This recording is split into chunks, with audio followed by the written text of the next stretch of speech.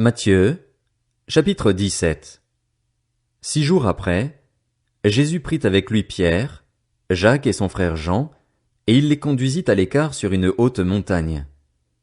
Il fut transfiguré devant eux. Son visage resplendit comme le soleil et ses vêtements devinrent blancs comme la lumière. Et voici que Moïse et Élie leur apparurent. Ils s'entretenaient avec lui. Pierre prit la parole et dit à Jésus, « Seigneur, il est bon que nous soyons ici. Si tu le veux, faisons ici 3 abris, un pour toi, un pour Moïse et un pour Élie. » Comme il parlait encore, une nuée lumineuse les couvrit. De la nuée une voix fit entendre ces paroles. « Celui-ci est mon fils bien-aimé, qui a toute mon approbation. Écoutez-le. » Lorsqu'ils entendirent cette voix, les disciples tombèrent le visage contre terre et furent saisis d'une grande frayeur. Mais Jésus s'approcha d'eux, les toucha et dit, « Levez-vous, n'ayez pas peur. » Ils levèrent les yeux et ne virent plus que Jésus seul.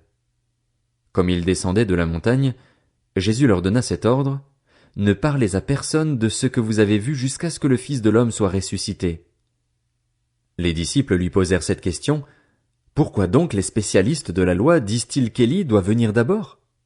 Jésus leur répondit, « Il est vrai qu'Élie doit venir d'abord et rétablir toutes choses, mais je vous le dis, Élie est déjà venu, ils ne l'ont pas reconnu et ils l'ont traité comme ils ont voulu. De même le Fils de l'homme souffrira de leur part. » Les disciples comprirent alors qu'il leur parlait de Jean-Baptiste. Lorsqu'ils furent arrivés près de la foule, un homme vint se jeter à genoux devant Jésus et dit, « Seigneur, aie pitié de mon fils qui est épileptique et qui souffre cruellement. Il tombe souvent dans le feu ou dans l'eau. Je l'ai amené à tes disciples et ils n'ont pas pu le guérir. » « Génération incrédule et perverse, répondit Jésus, jusqu'à quand serai-je avec vous? Jusqu'à quand devrais-je vous supporter? Amenez-le-moi ici. Jésus menaça le démon, qui sortit de l'enfant, et celui-ci fut guéri à partir de ce moment-là. Alors les disciples s'approchèrent de Jésus et lui dirent en privé, « Pourquoi n'avons-nous pas pu chasser ce démon? » « C'est parce que vous manquez de foi, leur dit Jésus. Je vous le dis en vérité, si vous aviez de la foi comme un grain de moutarde, vous diriez à cette montagne, « Déplace-toi d'ici jusque-là », et elle se déplacerait. Rien ne vous serait impossible.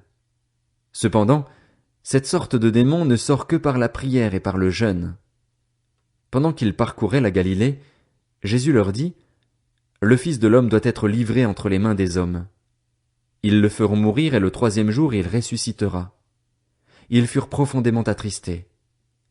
Lorsqu'ils arrivèrent à Capernaüm, ceux qui percevaient l'impôt annuel s'approchèrent de Pierre et lui dirent, « Votre maître ne paye-t-il pas l'impôt annuel? » « Si, dit-il. » Quand il fut entré dans la maison, Jésus prit les devants et dit, « Qu'en penses-tu, Simon?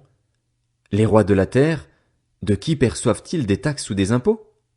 De leurs fils ou des étrangers? » Il lui dit, « Des étrangers. » Jésus lui répondit, « Les fils en sont donc exemptés.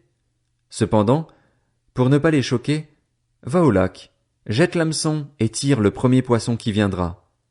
Ouvre-lui la bouche et tu trouveras de l'argent. Prends-le et donne-le leur pour moi et pour toi. »